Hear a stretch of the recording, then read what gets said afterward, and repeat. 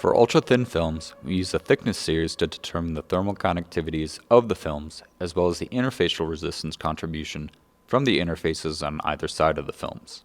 For this series, we'll analyze ALD thin films of TiO2. We'll do this by first moving to the Thickness Skew tab, the settings of which have been pre-configured for this demonstration. The thickness, interface resistance, and uncertainty of the 3 TiO2 thin film samples in the import list are input here. By selecting the Analyze Skew button, a least squares minimization procedure using the middle, upper, and lower bounds of the data is performed.